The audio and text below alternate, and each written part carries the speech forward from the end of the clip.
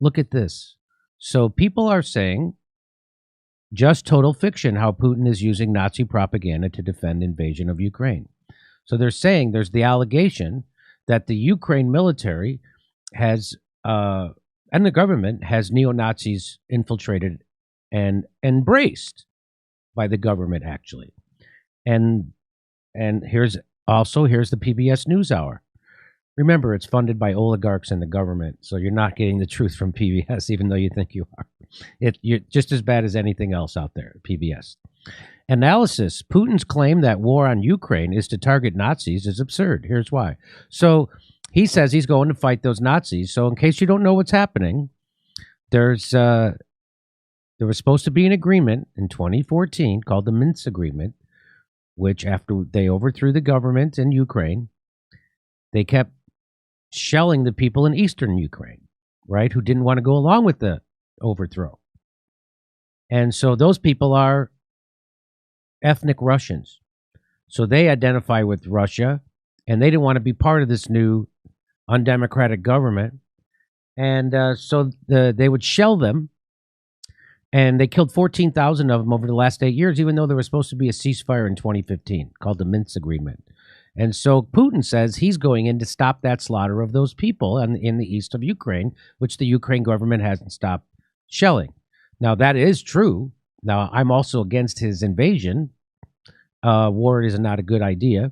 So, but here, there's PBS claiming that there is the claim of Nazis is wrong. And there was also People magazine got into it. So here's Alex Rubinstein. So we're gonna lay this all out for you. This will be nice. He says, watch Yevhen Karas, the leader of Ukraine's neo-Nazi terror gang C-14's speech from Kiev earlier this month. Straight from the horse's mouth, he dispels the many narratives pushed by the left, the mainstream media, and the State Department. So he's going to brag about he's not denying he's a Nazi, and he's going to brag that of all the influence they had in the coup, and that the fact that the coup wouldn't have happened if it wasn't for the Nazis. Watch this. So he says Maidan was the victory of the nationalist ideas. That was the coup that took place. And he said that was the victory for the nationalist ideas. Well, what does nationalist mean? It means Nazi ideas, right? Okay. Nationalists were the key factor there, and clearly at the front lines. Now, there is a lot of speculation saying, well, there were only a few neo-Nazis. LGBT and foreign embassies are saying there were not much neo-Nazis on Maidan. Maybe about 10% of the real ideological ones. The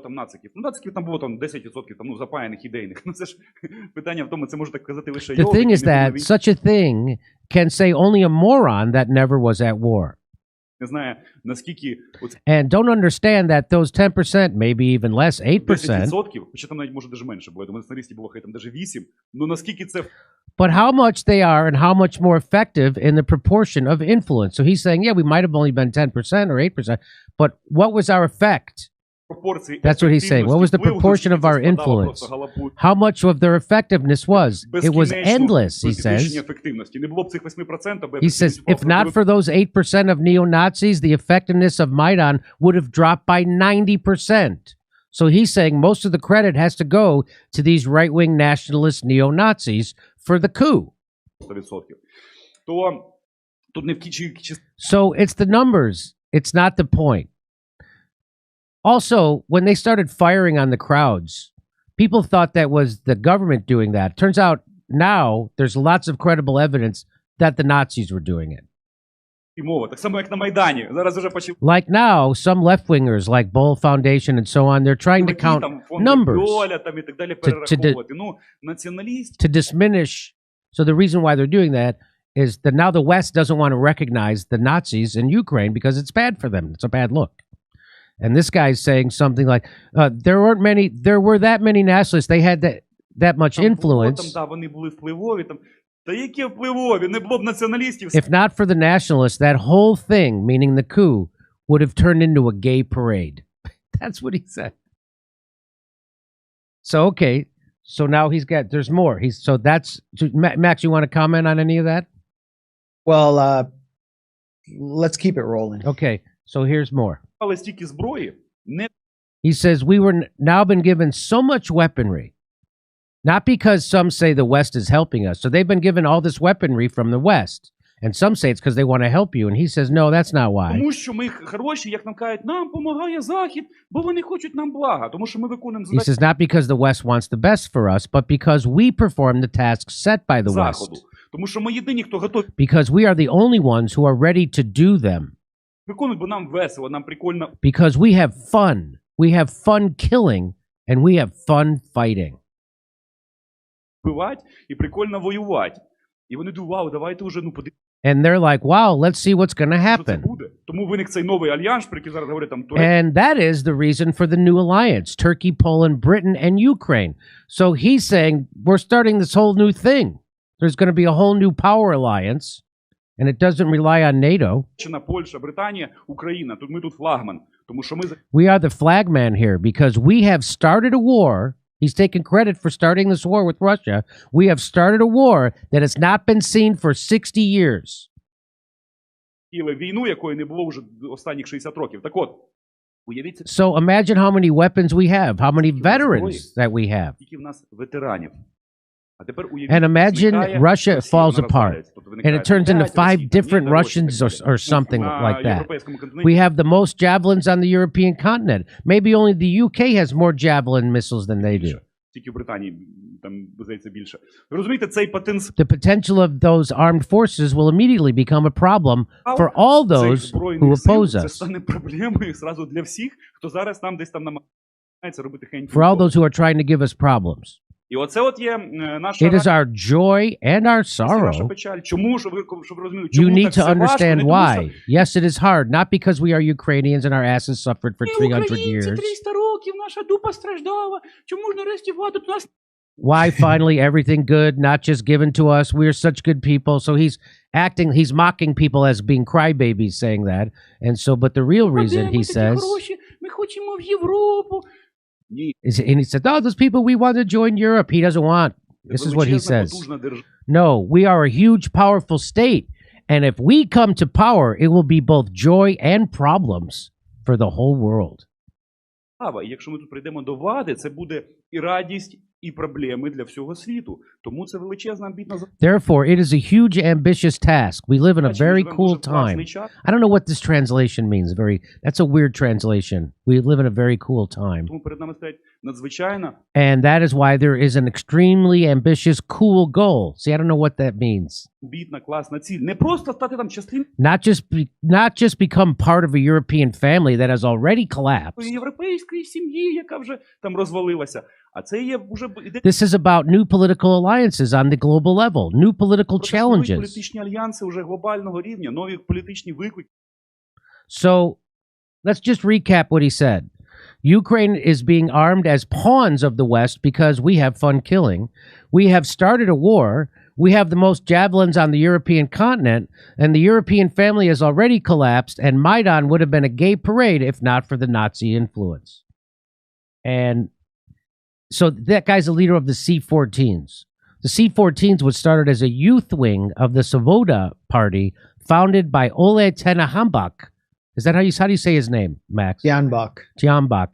And he's pictured there. Here he is shaking hands. So this guy, who's big neo-Nazi, shaking hands with this guy who's our president. C-14 signed an agreement with Kiev city government to patrol its streets in early 2018. And what happened?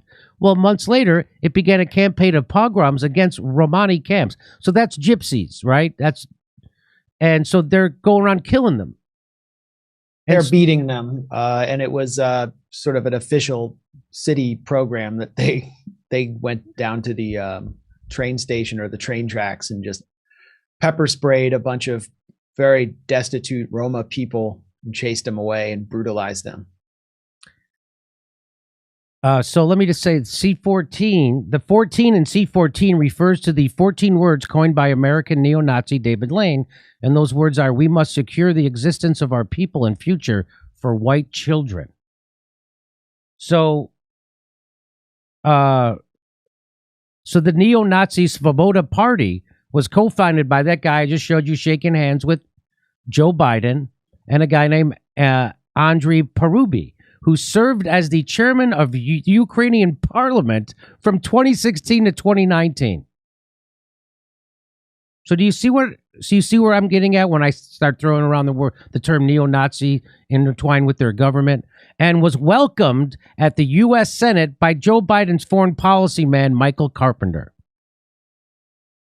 And this is from The Nation from 2019. 5 years ago, Ukraine's Maidan uprising ousted President Viktor Yanukovych to the cheers and support of the West.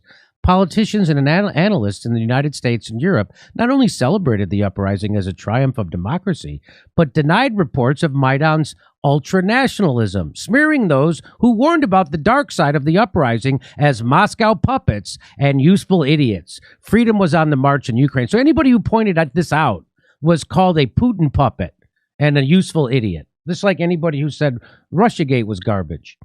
Today, increasing reports of far-right violence, ultranationalism, and erosion of basic freedoms are giving the lie to the West's initial euphoria.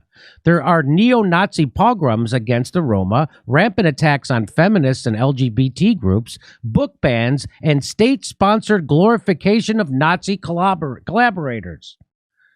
Post-Maidan Ukraine is the world's only nation to have a neo-Nazi formation in its armed forces. The Azov Battalion was initially formed out of the neo-Nazi gang, the Patriot of Ukraine. And here it is. That's their symbol.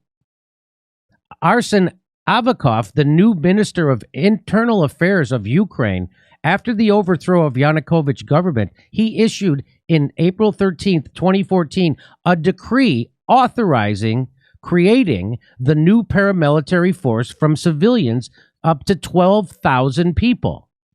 So, and then what happened? Well, initially a volunteer militia formed as the Azov Battalion, May 2014, during the 2014 pro-Russian unrest in Ukraine.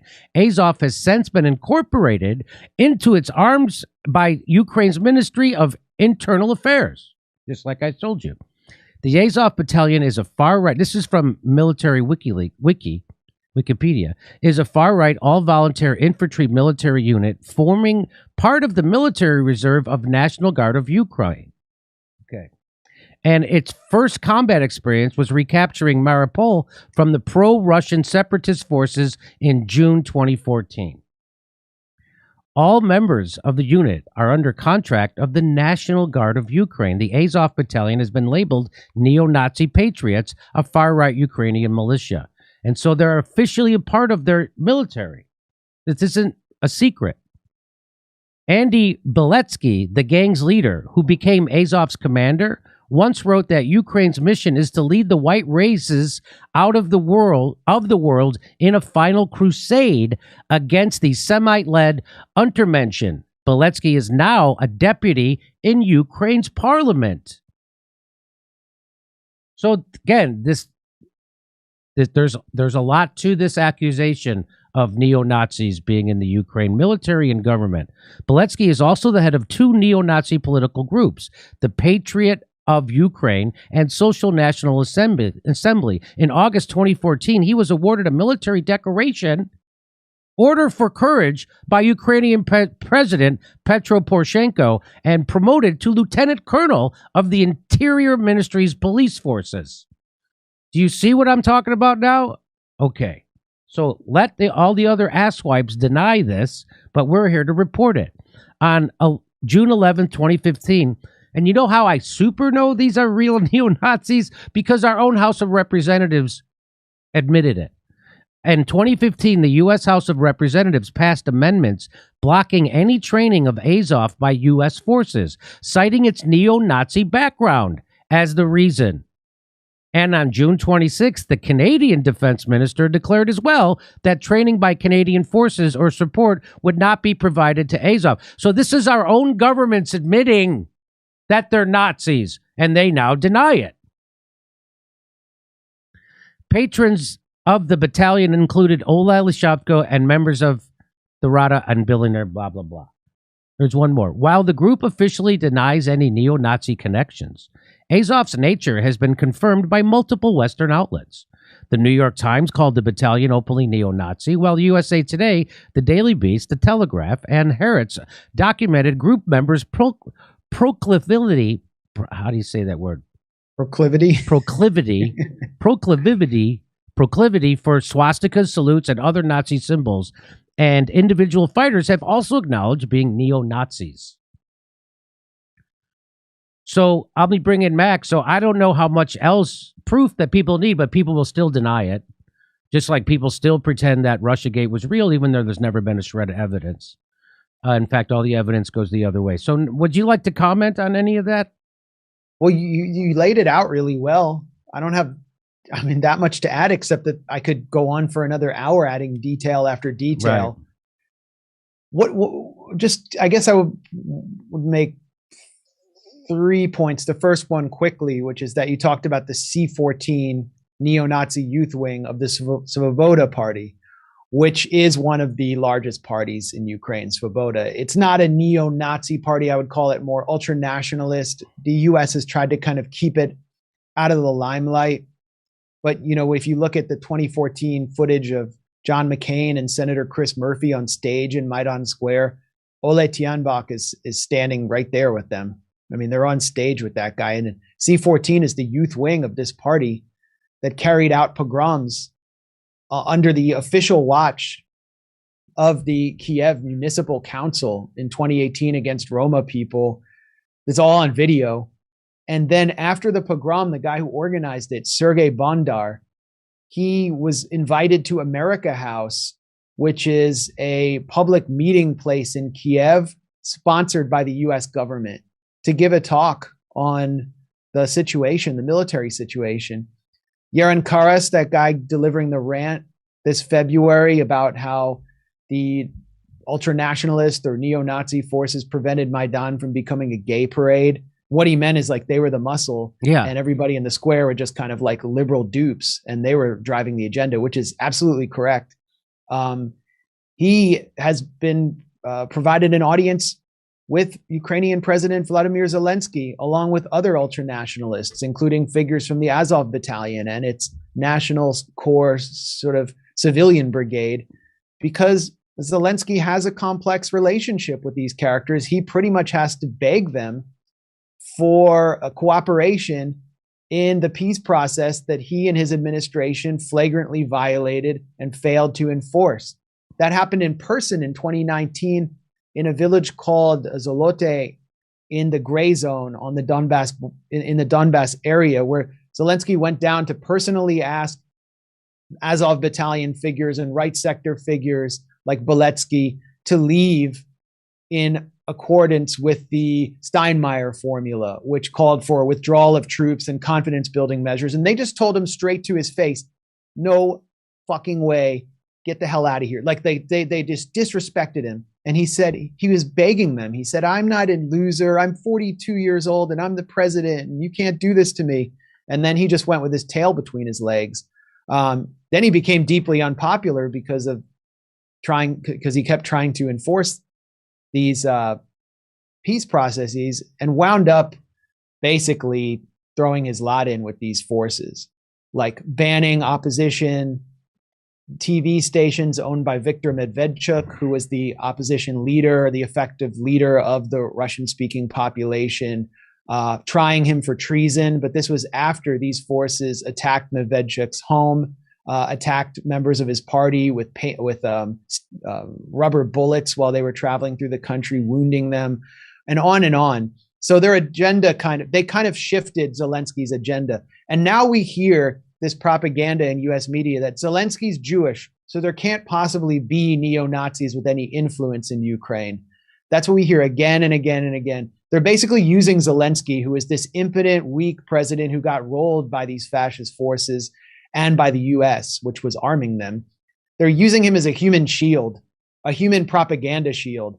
They're using his Jewishness to cover up the reality on the ground and the reality that people in Donbass have lived through. And it's kind of disgusting when Streets across Ukraine have been named after Roman Shukevich, the commander of the Ukrainian partisan army that collaborated closely with the Nazi SS and presided over so many pogroms. There have been stadiums and streets named after him, stadiums and streets named after Stepan Bandera, the founder of the Nazi-allied OUNB. He's a national hero in Ukraine. And you actually see Chrystia Freeland, the number 2 in Canada at pro-Ukraine rallies, the granddaughter of an actual Nazi collaborator who is Justin Trudeau's number 2, waving a red and black UPA fascist flag just weeks after calling the Canadian truckers Nazis and using emergency law to crush their movement. And she's waving this flag in the name of democracy. What complete hypocrisy. What a bunch of liars. The propaganda is just too unbelievable. And so finally, the situation on the ground today is very dire for the Ukrainian regular military. Their command and control structure was knocked out pretty much on the first day. They've lost control of the air. They're in complete disarray. Russia is rolling like a 40-mile convoy on Kiev. It's surrounding the eastern battlefront completely, enveloping the Ukrainian paramilitaries and military. So who's left? Who's really the main fighting force on the ground? Well, in Mariupol, which you mentioned earlier, Jimmy, this city that is near Donbass, which was taken over by Azov in 2014, it is under the complete control of these neo-Nazi forces incorporated into the Ukrainian National Guard. And there's video and testimony of them preventing civilians from leaving. And why are they doing that? Because Zelensky, who's the hero and who every liberal wine mom is now gushing over and having a, orgasming over and on their Facebook pages, Zelensky ordered all males of combat age from adolescence to age 60 to remain in the city, in their cities and in their countries and in the country to fight. And so Azov is enforcing that order. There's been video of them actually attacking civilians trying to leave Mariupol, trying to leave the fighting. And meanwhile, there and in the city of Kharkiv, they have started organizing average citizens, training them in guerrilla warfare and handing out lots and lots of weapons, small arms. What could possibly go wrong? And what could possibly go wrong when Zelensky, the hero of every American liberal, has called for the release of hardened criminals from Ukrainian prisons to participate in the battle and take those weapons? It looks like they're preparing for some kind of Syria style situation where instead of the jihadists aligned with Al-Qaeda who are backed and armed by the CIA, you have neo-Nazis leading the battle, arming citizens, and weapons just flowing through the country to destabilize another country on Russia's frontier. I don't think that's going to work out, but seems to be the U.S. plan. And so it's totally cynical. They're trying to use these fascistic forces to lead some kind of civil war that would cause so many more deaths, so many more migrants, and so much more disaster. But the U.S. regime is willing to do anything, it seems, anything, and to spare and to any cost and see any amount of bloodshed in order to take on Putin. And that's where we're at today. Well said. I hope people know the rest of the story now. People are coming to this show for their information on Ukraine because everywhere else they go, they're getting lied to and they're getting propaganda, no matter where they go. And so right now our subscriptions are going through the roof and our views are doubled. We're up to like 14, 15 million views a month. And that's because of this crisis and the trucker crisis. And no one else, even on YouTube, will dare go against the cult and tell the truth about any of this stuff. And that's what I really think it is. I think a lot of people know what's really happening, but they're afraid to go against the cult. So they mealy mouth and they can't tell the truth about this. So look at what's happening. RT is being formally banned. RT France was taken off the air today. That's my next story. Do you want to stick around for that one? Because that's my next story. Yeah, sure. I just wanted to point out, like, anything that the U.S. regime, which includes the EU, can get away with they will do now, and that includes banning state-sponsored networks. And so there are fewer and fewer places people can go to get a counter narrative, and this is just an independent counter narrative.